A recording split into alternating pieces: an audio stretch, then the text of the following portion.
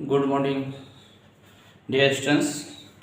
Dear students, आज म यो भिडियोमा बाइनोमियल एक्सप्रेसनसँग सम्बन्धित केही क्वेसन र यसको टर्म एन्ड कन्डिसन लिएर उपस्थित भएको छु।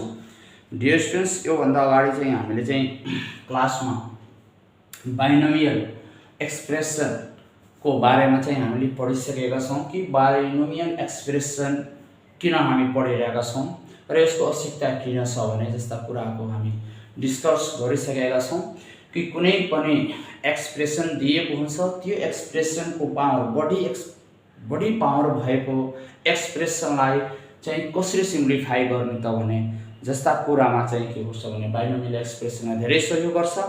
जस्तै कि x प्लस y को पावर 3 सम्म हामीले फर्मुला लर्न गरेका छौँ।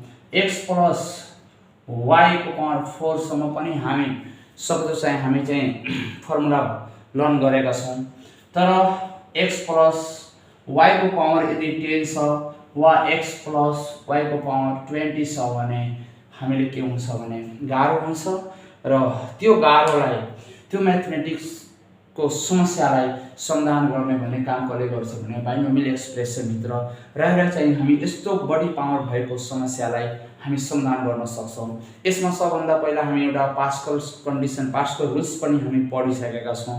पास्कल रुल्सले पनि हामीले यसलाई समस्याको समाधान गर्न त सकिन्छ, तर त्यसमा यदि x प्लस y को पावर 10 छ भने सबभन्दा पहिला हामीले x प्लस y को पावर 9 सम्म हामीले पुग्नुपर्छ र त्यसपछि पास्कलको रुल्सबाट हामीले चाहिँ x प्लस y को पावर 10 मा चाहिँ हामी पुग्न सक्छौँ। अदरवाइज डाइरेक्ट हामीले चाहिँ पुग्न सक्दैनौँ। तर बाइनोमियल थ्योरम जुन छ भने बाइनोमियल एक्सप्रेसनले जुन छ भने बाइनोमियल एक्सप्रेसनले के भनेको छ भने एउटा फर्मुला दिएको छ। त्यो फर्मुलाको बेसमा रहेर हामी जति पनि बढी पावर भएको एक्सप्रेसनलाई हामी के गर्न सक्छौँ भने सोल्भ गर्न सक्छौँ। जस्तै कि मानौँ कि हामी त्यो फर्मुला भनेको के हो भने जस्तै कि मानौँ कि हामीसँग x प्लस y छ र यसको पावर भनेको n छ। n भनेको जति पनि पावर हुन सक्छ, 20, 30, 40, 60 जति पनि हुन सक्छ। अनि यसले हामीले के फर्मुला दिएको छ भने NC भनेको कम्बाइनेसन हुन्छ।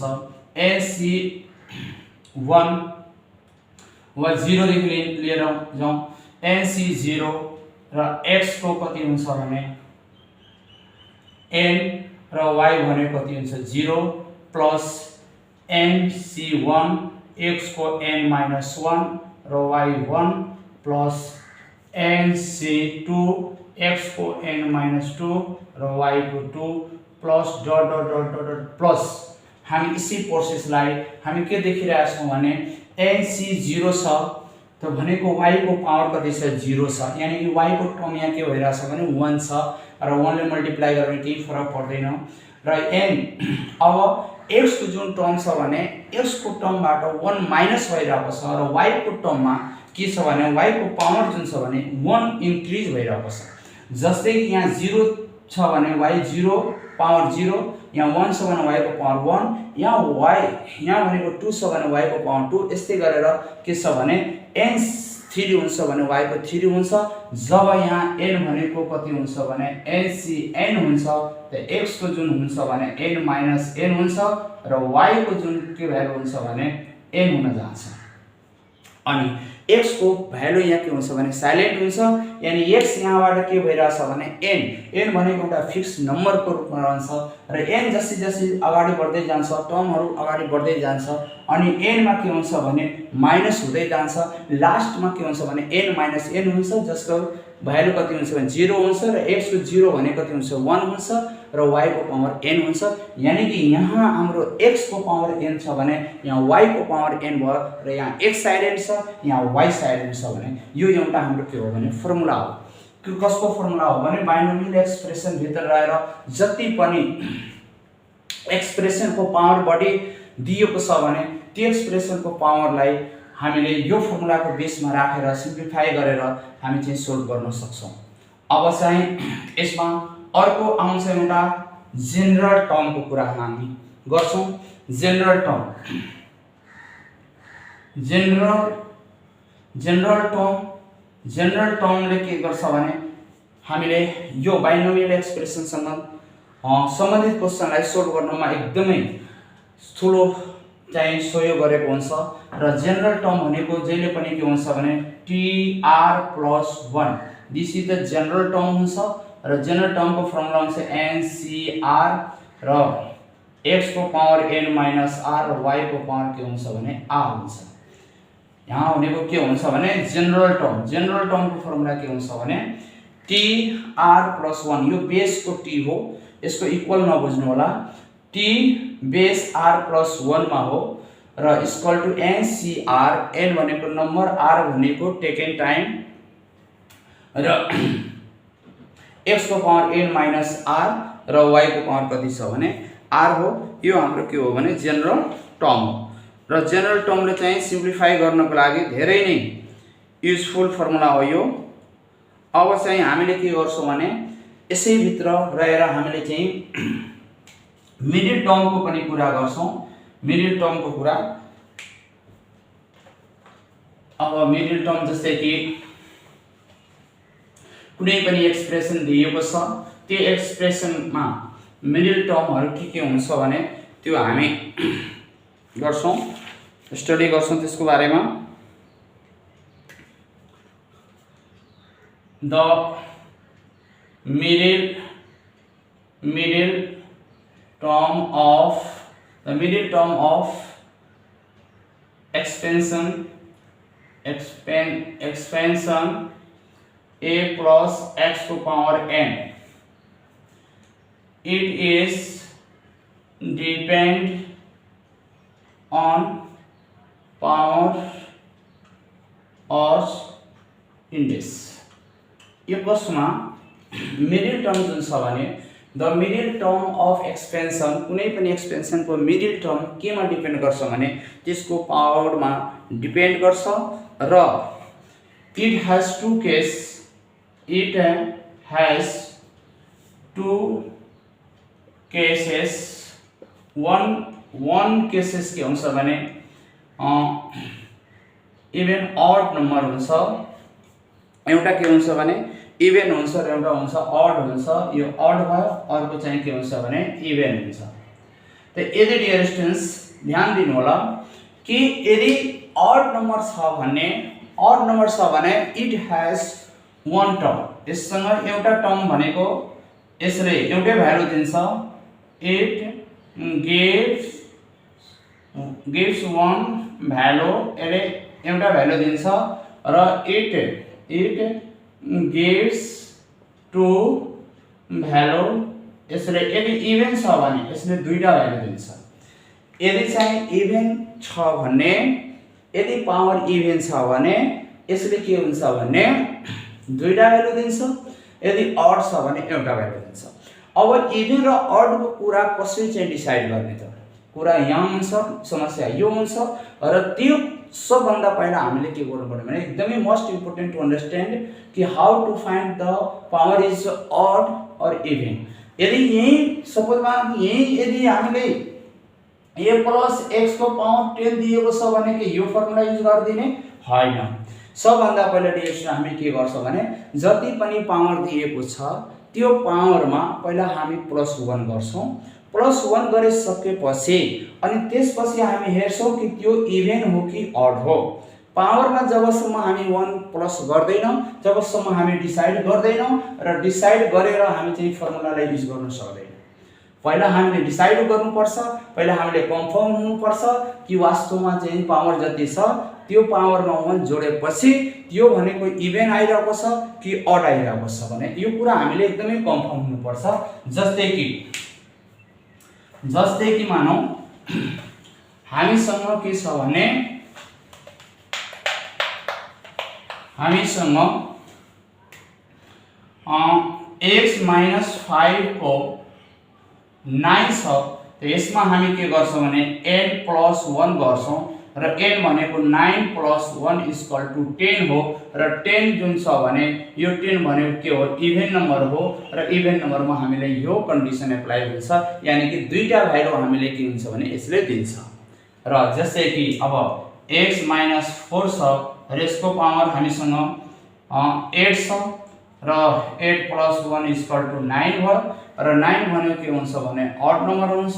अड नम्बर भएर अनि हामीले के हुन्छ भने it has give the 1 value. त्यसले एउटा मात्र भ्यालु दिन्छ, यसले दुईटा भ्यालु दिन्छ भने यसरी हामीले के गर्न सक्छौं भने इभेन र अड को चाहिँ हामीले डिसाइड गर्न सक्छौं बाइ एडिङ 1। एडिङ 1 गरिसकेपछि एनमा एडिङ 1 गरिसकेपछि मात्र चाहिँ हामीले चाहिँ इभेन र अड को कुरा चाहिँ हामी गर्न सक्छौं र त्यसपछि हामी के गर्छौं भने अड नम्बर र इभेन नम्बरमा कसरी चाहिँ अब अड नम्बरलाई र इभेन नम्बरमा कसरी चाहिँ सोलुसन गर्ने भने त्यो कुरा हुन्छ। त अब चाहिँ म यहाँबाट अड नम्बरको कन्डिसनमा हेराउँछु। अड नम्बरमा के हुन्छ त 4 अड नम्बर। 4 अड नम्बरमा हामी के गर्छौं भने tn/2 + 1 यही एउटा फर्मुला हामीले एप्लाई गर्छौं। यसमा हामी पुटिङ गरेर सिम्प्लिफाई गर्छौं। जब क्वेशन हामी सल्भ गर्छौं भने यो कुरा हामीले थाहा हुन्छ कि यसलाई कसरी हामी युज गरिरहेका छौं। र 4 इभेन नम्बरको लागि हामी के गर्छौं भने tn+1/2 or tn+1/2 + 1 हो। डियर स्टुडेन्ट्स, यो भनेको बेस हो, t को बेस, यो पनि t को बेस नै बुझ्नु होला। n+1/2 र अर्को फेरि भ्यालु दिन्छ tn+1/2 + 1 र यो टोटल भनेको के को काम गर्छ भने r को काम गर्छ। जसरी यहाँ पनि छ भने r+1 यसै tr+1 जनरल टर्मको फर्ममा हामीले लानको लागि tr+1 हामीले युज गर्छौं र 1 लाई हामीले छुट्याएर लेख्छौं र r को पोजिसनमा जति नम्बर दिएको हुन्छ भने त्यो नम्बर हामी लेख्छौं र n भनेको टोटल जुन दिएको हुन्छ त्यो हुन्छ। त यसरी हामी के गर्छौं भने मिडल टर्म निकाल्छौं। मिडल टर्मको इभेन को लागि यो दुईटा फर्मुला हुन्छ र अड को लागि यो एउटा फर्मुला हुन्छ। अड को लागि यो एउटा फर्मुला युज गरेर एउटै टर्म निकालिन्छ र इभेन नम्बर को लागि चाहिँ दुईटा टर्म, यो दुईटा फर्मुला युज गरेर दुईटा टर्म हामी निकाल्छौं। अब डियर स्टुडेन्ट्स, म आज के गरिरहेको छु भने कि यो बाइनोमियल एक्सप्रेसनमा जुन हामीले वास्तवमा कतिवटा कन्डिसनहरु पढ्नु पर्छ भने बाइनोमियल एक्सप्रेसनमा कतिवटा कन्डिसन पढ्नु पर्यो भने 3 4 5 वटा कन्डिसन हामीले पढ्नु पर्छ। जसमा फर्स्टमा मैले के गरिदिएको छु भने कुनै पनि बाइनोमियल एक्सपेन्डेड गर्नको लागि हामीले एउटा फर्मुला मैले सुरुमा नै लेखेको, त्यसको सहयोगबाट हामीले एक्सपेन्ड गर्न सक्छौं। त्यसपछि आउँछ जनरल टर्म। अब जनरल टर्म भनेको यसको सारी क्वेशन टोटल क्वेशन भनेको जनरल टर्मको सहयोगबाट फर्मुलाबाट नै चाहिँ के हुन्छ भने हामी सोल्भ गर्छौं। त्यसपछि आयो भने मिडल टर्म। अब मिडल टर्ममा पनि दुईटा केस आयो, एउटा आयो के त अड नम्बर आयो, अर्को के आयो त इभेन नम्बर आयो। ए अड नम्बर यदि छ भने हामीले एउटा टर्म भ्यालु दिन्छौं, यदि इभेन नम्बर छ भने दुईटा भ्यालु दिन्छ। यो कुरा हामीले बुझ्नु पर्छ। अब यस बाहेक पनि दुईटा अझ वर्ड छ, त्यो भनेको कुन वर्ड छ भने त्यसलाई पनि हामीले हेर्नु पर्यो है त। र यसलाई याद राखेर भने हामी के गर्न सक्छौं भने जति पनि क्वेशन यससँग सम्बन्धित आयो भने हामी सोल्भ गर्न सक्छौं। ल अब चाहिँ अर्को के छ भने कोएफिसिएन्ट आउँछ र एउटा आउँछ इन्डिपेन्डेन्ट। Four coefficient